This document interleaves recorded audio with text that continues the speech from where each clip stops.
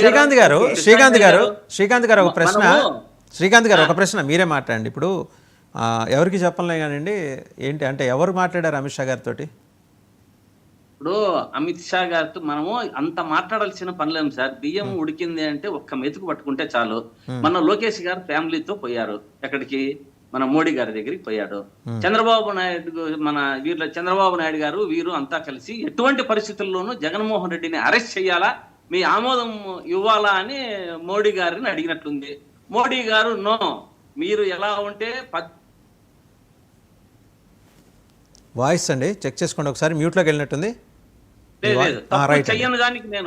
తప్పు చెయ్యని దానికి నేను మీకు సహకరించను అని చెప్పాడు. చెప్తే దాన్ని తీసుకొని వచ్చి సీఎం చంద్రబాబు నాయుడు గారికి చెప్పారు. చంద్రబాబు నాయుడు గారు కేబినెట్ మీటింగ్ లో దీని గురించి ఎవరు మాట్లాడద్దండి, ఇంకా లిక్కర్ స్కామ్ గురించి అని చెప్పి అందరికీ ఇన్స్ట్రక్షన్స్ ఇవ్వడం జరిగింది. అంటే ఏం జరుగుతుంది ఇక్కడ? ఇదంతా ఏదో కక్షపూరితంగా నాయకులను భయపెట్టాలి. ఇప్పుడు విజయసాయి రెడ్డి గారు ఉన్నారు, షర్మిల గారు ఉన్నారు. ఏం చేశారు వీరు? వారిద్దరిని ప్రలోభ పెట్టి వారికి అనుకూలంగా ఏ అవసరానికి టైం వచ్చినప్పుడు ఆ అవసరానికి మాట్లాడిస్తుంటారు షర్మిలతో. కానీ ఇప్పుడు వీళ్లకు లాలూచి అయినటువంటి విజయసాయి రెడ్డి గారు కానీ, అంటే ఇటువంటి కార్యక్రమాలు చేయడంలో పార్టీలో వారికి వారే సాటి. ఎందుకంటే అందరినీ కూడా లాక్కోవడంలో కానీ నందిని పందిని చేయడం, పందిని నందిని చేయడం, బొమ్మను ఇది చేయడం. అన్నింటికి మించి ఈ మహానాడికి ఒక విశేషం ఉందండి. జగన్మోహన్ రెడ్డి గారి సొంత జిల్లాలో పెట్టి మీకు చుక్కలు చూపించబోతున్నాం అని చెప్పి మీ పార్టీ అధ్యక్షుడికి నేరుగా చెప్పడానికి అక్కడ పెడుతున్నారు. వాళ్ళు ఏరే చోట పెట్టుకోలేక కాదు, మీకు చుక్కలు. నెక్స్ట్ మహానాడికి వైసీపీ ఉండదండి. అది రేపు ఆ మహానాడు ప్రాంగణం నుంచి టీడీపీ చెప్పే మాట. వైసీపీ ఉండదు, రెడీగా మీరు దానికి సిద్ధంగా ఉండండి. అది వాళ్ళు చెప్పబోయే. మనది ప్రజాస్వామ్య దేశం. ఎక్కడ మహానాడు ఈ రాష్ట్రంలో కాదు, ఎక్కడ దేశంలో అయినా కూడా పెట్టుకోవచ్చు, వాళ్ళది నేషనల్ పార్టీ కాబట్టి. కానీ ఇప్పుడిప్పుడు వాళ్ళు ఏమి కడపలో ఇన్ని ఏళ్ళు, వాళ్ళ 40 ఏళ్ళ చరిత్రలో లేనిది కొంచెం స్థానం సంపాదించుకున్నారు. ఏదో అక్కడ పెట్టాలా, మేమేదో చేశాము అనే ఒక కీర్తిని సంపాదించుకోవాలా, తప్పేం లేదు. ఎక్కడ పెట్టుకున్నా, ఏ కార్యక్రమం ఎక్కడ పెట్టుకున్నా కూడా రాష్ట్రంలో దేశంలో ఎక్కడైనా పెట్టుకోవచ్చు.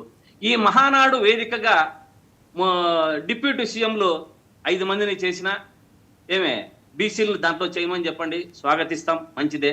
కానీ ఇక్కడ ఈ మహానాడు వేదికగా తీసుకునే నిర్ణయాలు కూటమి ప్రభుత్వంలో చీలికలకు ఏర్పడుతుంది అని ప్రజలందరి అభిప్రాయం. ఎలా చెప్తారండి? ఏం నిర్ణయాలు తీసుకుంటారు వాళ్ళు? ఏదో వాళ్ళ పార్టీ గురించి మాట్లాడుకుంటారు అంతే.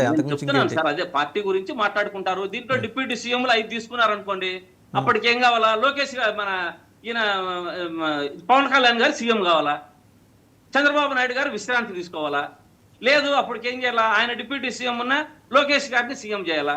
ఎందుకంటే చంద్రబాబు నాయుడు గారి ఉద్దేశం ఏమంటే, చంద్రబాబు నాయుడు గారు 75 సంవత్సరములు వారు ఉన్నప్పటికే ఇట్లా రాజశేఖర రెడ్డి కొడుకు ఎలా వైఎస్ జగన్మోహన్ రెడ్డి ప్రజలలోకి పోయి వారు ముఖ్యమంత్రి అయ్యారు.